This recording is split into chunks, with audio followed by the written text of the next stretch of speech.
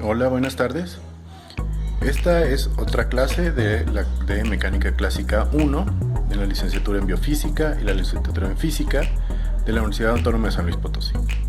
En esta ocasión vamos a revisar el experimento de Foucault con el péndulo.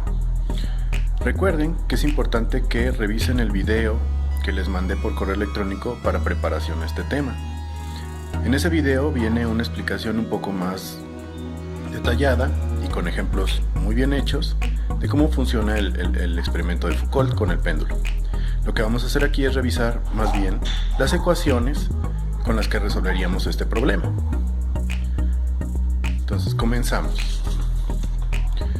Como saben de sus clases elementales, el movimiento del péndulo no debe de salirse de un plano, ya que no hay fuerzas involucradas fuera del plano. Sin embargo, si ustedes observan este movimiento desde la superficie de la Tierra, como se ilustra en el video de preparación, veremos que en realidad el péndulo sí parece salirse del plano. Esto es porque la Tierra es un sistema no inercial, es decir, tiene cierta aceleración. Para resolver este problema, vamos a considerar el péndulo de la siguiente manera. El eje de rotación de la Tierra está dado por este vector omega, que es el vector de velocidad angular. El péndulo estaría sobre el eje z', como está esquematizado aquí, y entonces los ejes de referencia serían el eje y' y el x'. Entonces ese sistema de referencia es el sistema de observaciones donde estamos nosotros.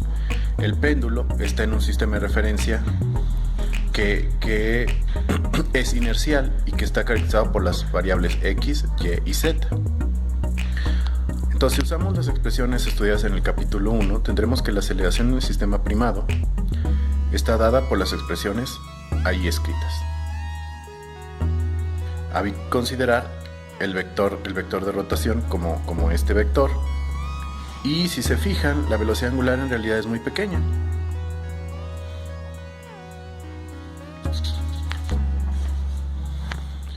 Entonces, como les decía, el sistema de referencia x, y, z es donde el movimiento es inercial y es básicamente el sistema de referencia del péndulo. Lo primero que tenemos que hacer es determinar la aceleración en ese sistema de referencia. Para hacerlo, usamos el principio de D'Alembert, dado que tenemos una restricción, que el largo de la cuerda del péndulo es fija, es decir, x cuadrada, y cuadrada y z cuadrada, que serían las coordenadas del movimiento del péndulo en ese sistema de coordenadas, debe ser igual a r, que es una constante, r cuadrada, que es una constante.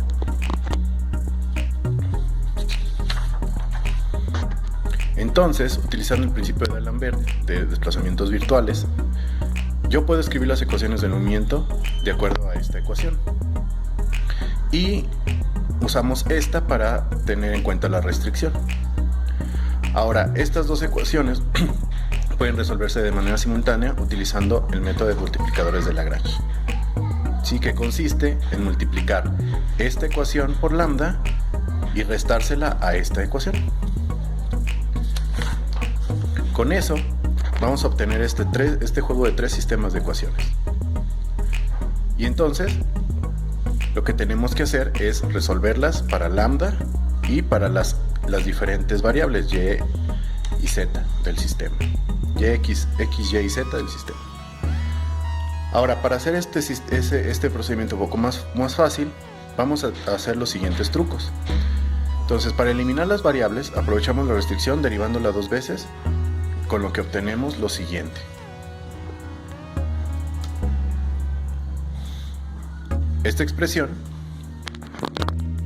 Con esta expresión vamos a hacer otras manipulaciones.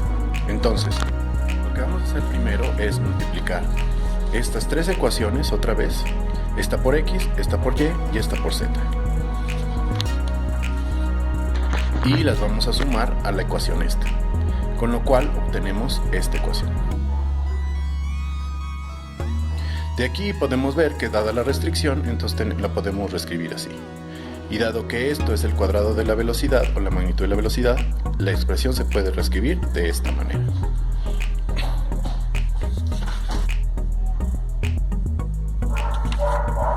Muy bien, ahora Lo que vamos a hacer para volver a simplificar las cosas es tomar otra vez estas ecuaciones y multiplicarlas por x punto, por y punto y por z punto.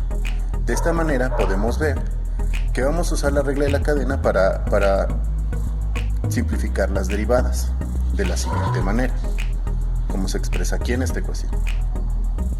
Esta ecuación es muy interesante porque tiene la ventaja de que como esta derivada es exactamente igual a 0, quiere decir que lo que está adentro, esta cantidad, es básicamente una constante.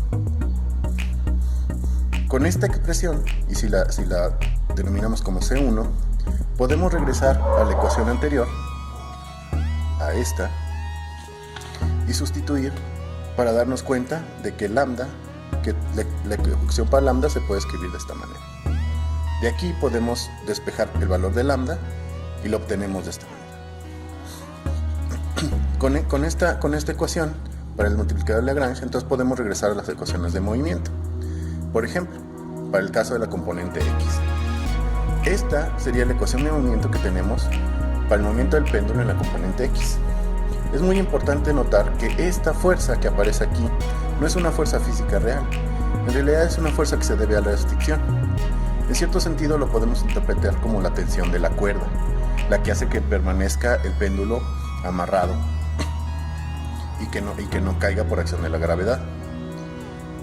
Entonces, aunque no hay una fuerza física real, pues la única fuerza física real es la gravedad, la tensión de la cuerda se manifiesta en esta fuerza debida a la restricción.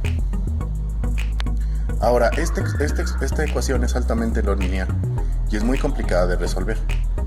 Por lo tanto, tenemos que encontrar una manera de resolverla un poquito de manera mucho más sencilla.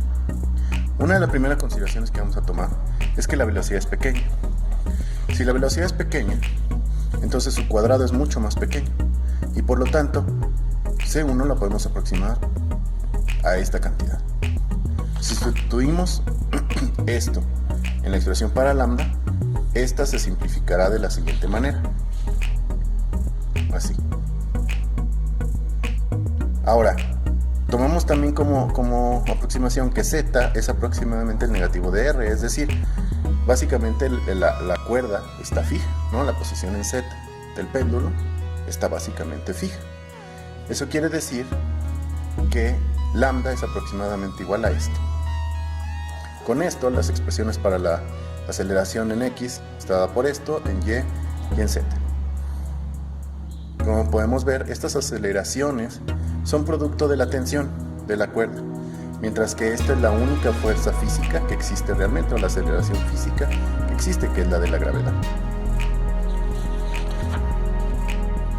Con esas ecuaciones ahora podemos regresar a las ecuaciones iniciales y tenemos que el movimiento en el sistema de referencia tiene esta forma. Como podemos ver, tiene las componentes que tienen que ver, o los términos que tienen que ver con las fuerzas involucradas, tanto la de la restricción como la gravedad, como estas otras aceleraciones, producto de que el sistema es un sistema no inercial. Esta combinación de todas estas aceleraciones va a ser lo que va a provocar el movimiento del péndulo que se describe o que se observa en el experimento. La solución de estas ecuaciones no es difícil, más es laboriosa. La pueden encontrar en la segunda parte de la sección en el libro del Dr. Cisneros. Por favor, revísenla ustedes en su casa de tarea. Esperemos vernos en el siguiente video y les mando su tarea y las instrucciones para la evaluación de esta unidad. Hasta luego.